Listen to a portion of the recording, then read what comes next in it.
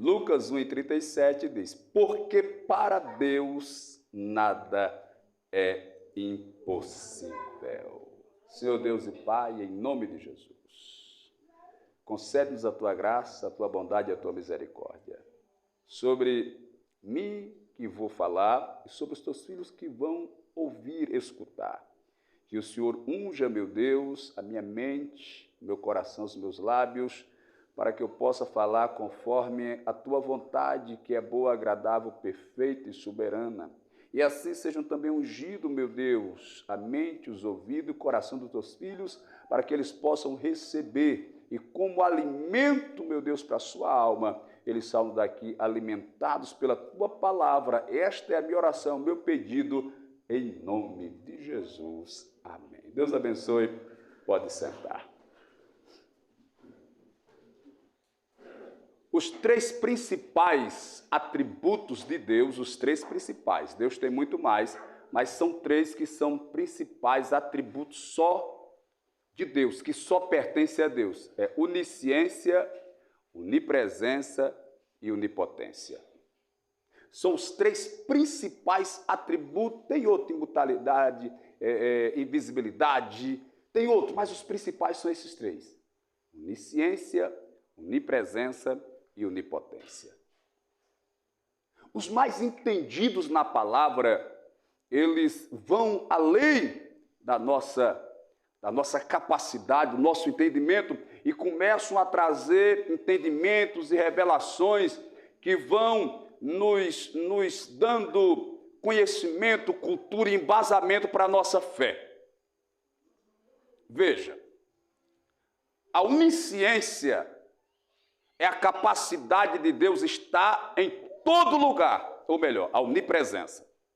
A onipresença é a capacidade de Deus estar em todo lugar.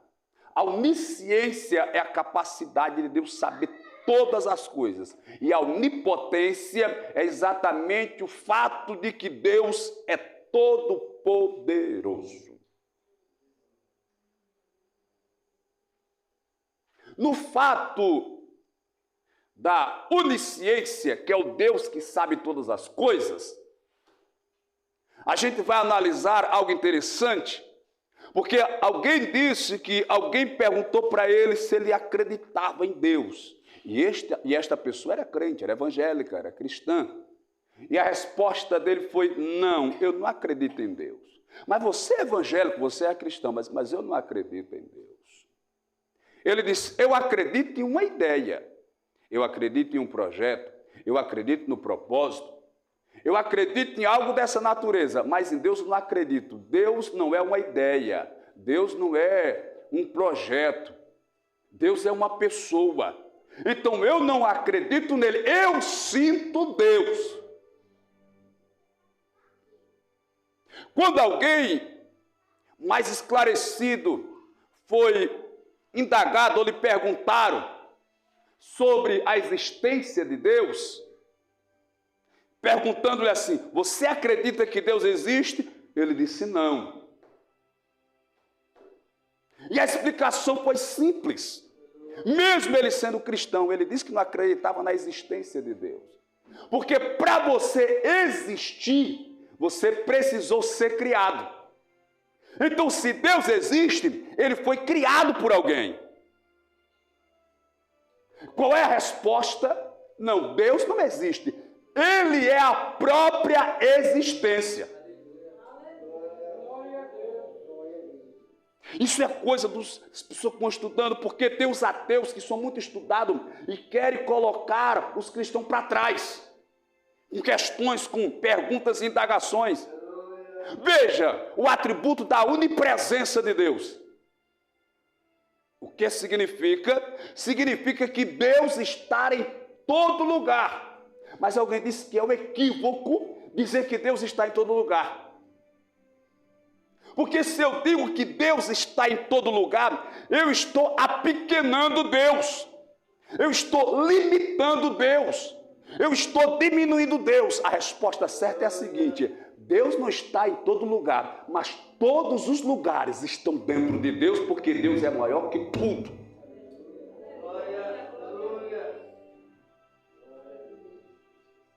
Mas o texto que eu li diz, porque para Deus nada é impossível. Pois bem, vamos lá. Se para Deus nada é impossível, porque Ele não cura a minha doença. Se para Deus nada é impossível, porque Ele não tira o meu filho das drogas.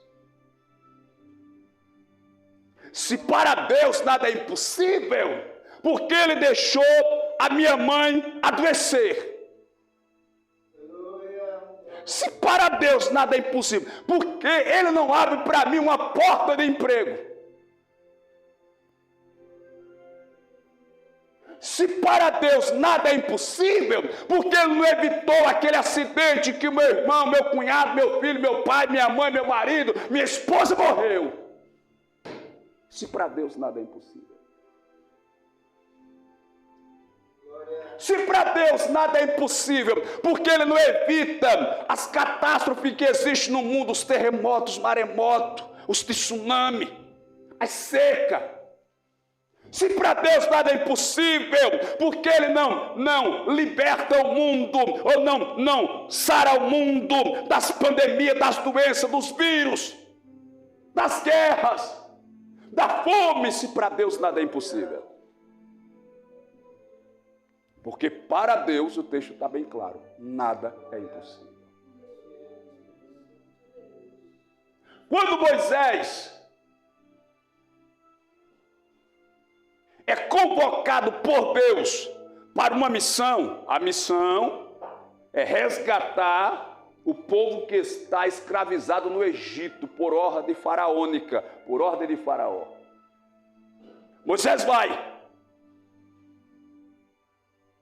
Moisés é aquele rapaz que com 3 meses de idade foi adotado pela filha de Faraó e morou 40 anos no palácio.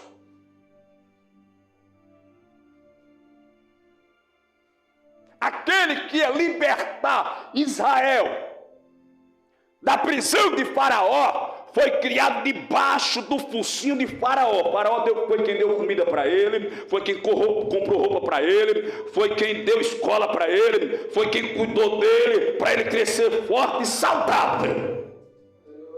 Aquele que ia libertar Israel da mão de Faraó.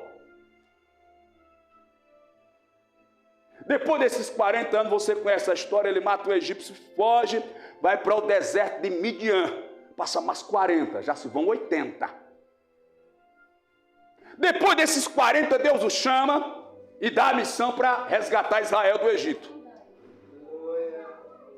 Quando ele tira o povo do Egito e vai para Canaã, viagem de mais ou menos 40 dias, eles vão passar 40 anos. No deserto.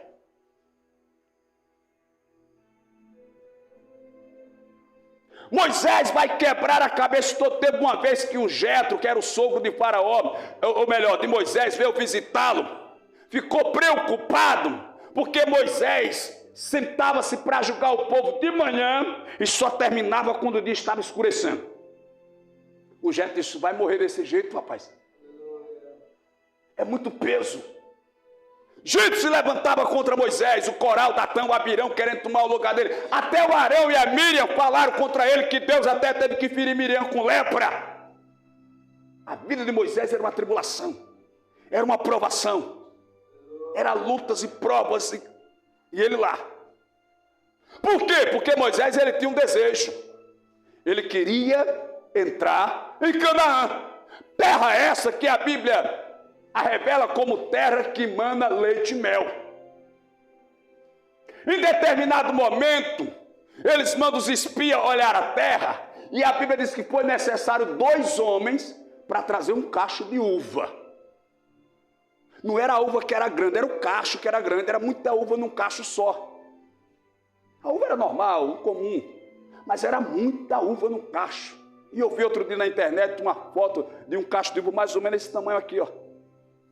Não sei em que lugar foi, mas eu vi. A terra manava leite e mel. E o sonho deles era entrar na terra. E Moisés, eu penso aqui com os meus neurônios, que ele já tinha tudo programado. Bom, eu sou o líder, eu quem vou dividir a terra, eu vou procurar um pedaço bem produtivo, que tem uma colina, vou construir a minha casa lá no alto da colina, vou fazer um alpendre em volta da casa geral, vou mandar plantar um pomar, um jardim, fazer uma piscina rasa, porque eu quero ver os meus netos tomando banho, chupando laranja, siriguela, comendo carambola, chupando manga, uva. Eu quero isso. E Moisés já estava com tudo projetado. Todo o sonho já estava na cabeça de Moisés. Tirando os 40 anos do Egito, que ele morou no palácio, ele vai passar 80 anos no deserto, 40 no de Midian e 40 no deserto de Sinai para chegar na terra. De repente, quando está prestes a entrar na terra, aí Deus diz assim para Moisés: Moisés, eu quero um particular com você. Só eu e você, nós precisamos ter uma conversa particular. Moisés é acostumado a conversar com Deus e sabe que a conversa de Deus é coisa boa, é palavra proveitosa, palavra de bênção. Aí Moisés vai, leva o Josué, o Arão, o U, para ele no pé do monte, e Moisés sobe o monte Pisga, se eu não me engano é o nome do monte, porque lá de cima do monte dava para ver, se não toda, mas uma grande parte da terra de Canaã. Moisés subiu, aí Deus disse: ó Moisés, a terra. Moisés já começou a procurar o lugar onde ele ia construir a casa dele. Olha Moisés, e Moisés olhou, contemplou, visualizou, vislumbrou e disse: maravilha, que terra linda, verdejante, aqueles rios, aquelas planícies. Aí Deus chegou no pé do ouvido de Moisés: só que tem uma coisa, Moisés, você não vai entrar na terra. Como entender essa decisão de Deus? Porque para Deus nada é impossível. O sonho de Moisés era entrar na terra. Moisés brigou por isso. A maioria das pessoas nem acreditava. Moisés continuava crendo. Não, nós vamos entrar. É promessa de Deus. Ele vai cumprir. E aquele que mais acreditou na promessa não recebeu. E agora?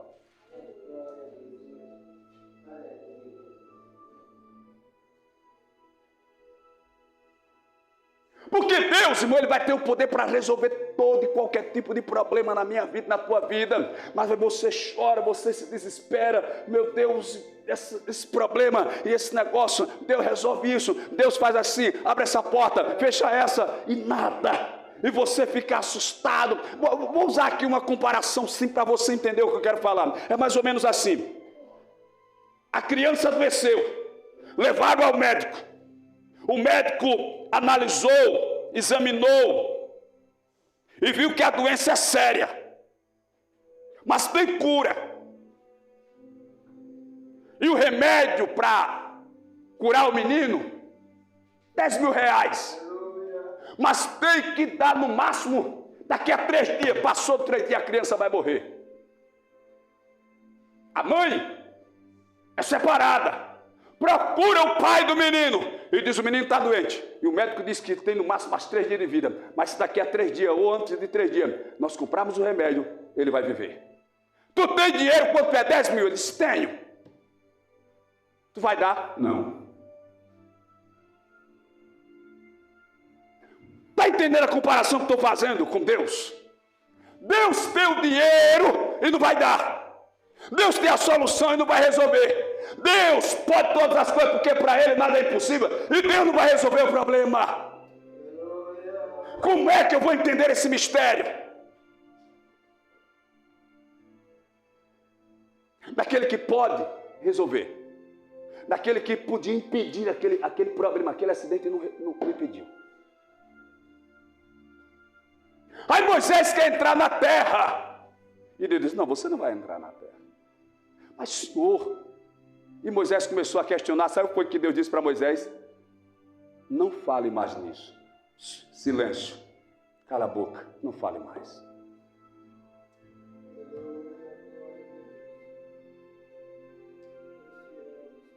Como entender? Como compreender isso em Deus?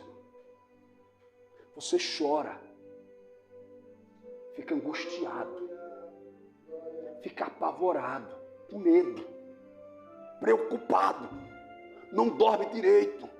Meu Deus, esse problema, e essa situação, e essa doença, meu Deus, e essa luta, e essa prova. Meu Deus, isso não é nada para o Senhor, por que o Senhor não resolve? Por que o Senhor não traz a resposta? Por que o Senhor não abre essa porta? Por que o Senhor não tira esse mal da minha vida? Essa dor, essa angústia, essa humilhação.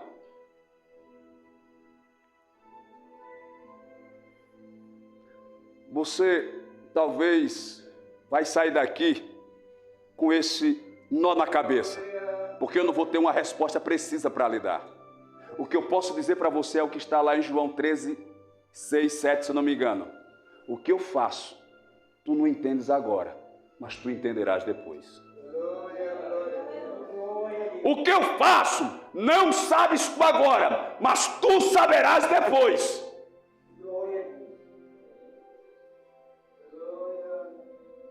Eu conheço uma irmã, sou muito amigo do primo dela,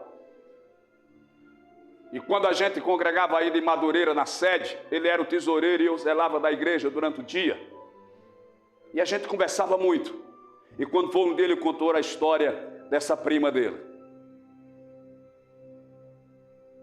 Ela teve um filho, e quando foi um dia, ela decidiu reformar a casa, fazer uma reforma. Ela tinha que resolver um problema fora de casa, e na hora que ela estava se aprontando para ir, para sair, a criança que ainda era pequena, 2 anos, 3 anos, começou a chorar para ir com ela. Eu quero ir, mãe, deixa eu ir, mãe. Começou a chorar, e chorava, e chorava. Ela disse, não posso levar você, não dá para levar você, é um problema que eu não posso levar a criança, eu não posso levar e tal. E ele chorou, mas ela não levou a criança. Ela foi-se embora resolver o problema, ele parou de chorar, se entreteu lá com o carrinho, começou a brincar na sala de casa, para lá e para cá. Enquanto os pedreiros estão trabalhando, uma das paredes cai e atinge a criança e ele morre.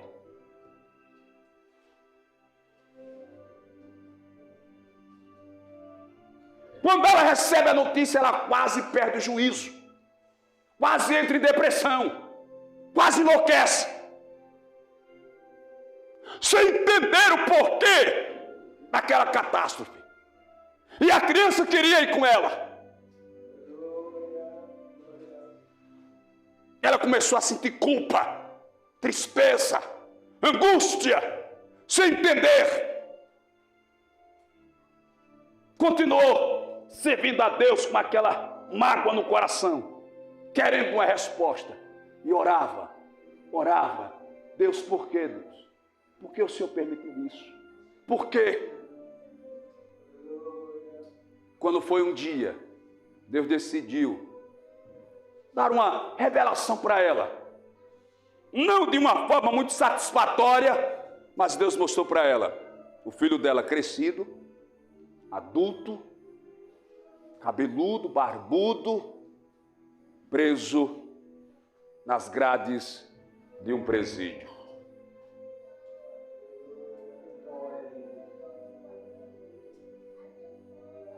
Iria se tornar um grande marginal, um perigoso marginal. E Deus, que é onisciente, decidiu guardá-lo enquanto criança para estar com ele, para que no futuro não fosse tragado pelo inimigo. Além da dor e do sofrimento da mãe, que ia ser imenso, poderia perder a salvação. O que eu faço, não sabes tu agora, mas tu saberás depois. Quantas questões vêm à nossa mente. Às vezes até a gente fica revoltado, porque quem não é crente, quem não serve a Deus, quem vive no mundo, nas farras, nas drogas, nos trios, nas bandas, nas boates, nos trios elétricos, às vezes prospera mais do que a gente que somos servos de Deus, e nós ficamos revoltados com isso, querendo entender o porquê dessa circunstância.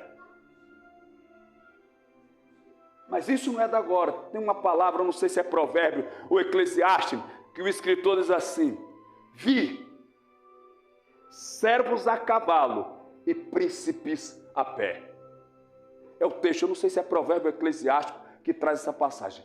Vi escravos a cavalo e príncipes a pé. Vamos trazer para o nosso momento. Muitas das vezes você passa por um servo de Satanás, um escravo do pecado de Satanás, em um carro 0 quilômetro, em uma moto do ano, uma casa chique, e às vezes você não tem nenhuma bicicleta para andar. Se tem um carro, é usado. Se tem uma moto, o motor está batido.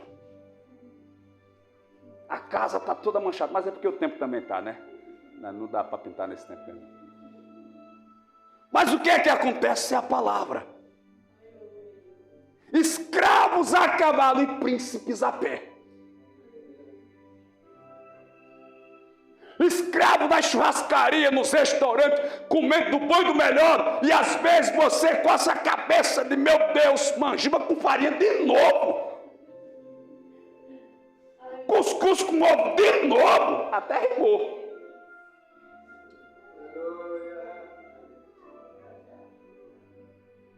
Essa é uma realidade que nós vivemos.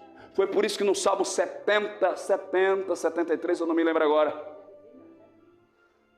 o escritor, ele se assusta, porque ele diz: eu sou fiel, eu temo a Deus, ando nos caminhos do Senhor. Enquanto isso, aqueles que não temem a Deus, que não obedecem a Deus, que afrontam Deus, engordam, têm fartura, têm alegria, farreiam, prosperam, e eu vivo essa situação de miséria. Aí diz, quase por um instante, ele ia se desviar da presença de Deus. Até que ele disse: até que eu entrei no santuário de Deus, no templo de Deus, na casa de Deus, na presença de Deus, e vi que eles estão em caminhos escorregadios. O fim deles é de morte, de miséria, aleluia. Porque, irmãos, o nosso tesouro, foi por isso que quando Pilatos perguntou para Jesus se ele era rei, por acaso tu és rei? Aí Jesus disse assim: o meu reino não é deste mundo. Mas tu é rei. Se o meu reino fosse deste mundo, os meus súditos iriam guerrear por mim, mas não é deste mundo. O meu reino é em outra esfera, em outro nível, aleluia. Ou seja, irmãos, aleluia, aqui nós somos considerados povinho, gentinha, crentinho, povo sem expressão, sem valor, porque essa esfera não entende, não reconhece, não contempla, não consegue enxergar que nós, na verdade, somos filhos do Rei dos Reis, Senhor dos Senhores, aleluia. Sabe por que é que Deus não está resolvendo os problemas que estão na tua vida? Porque a preocupação de Deus não é de prosperar nessa terra, nessa existência. Deus tem algo maior e algo melhor para a tua vida, além do compreensível, além do transcendental, além do que se vê, além do que se contempla. Mas guarde isso: para Deus nada é impossível. Mas o que você não está a entender hoje, tenha calma, tenha paciência, porque amanhã você vai entender. Amém?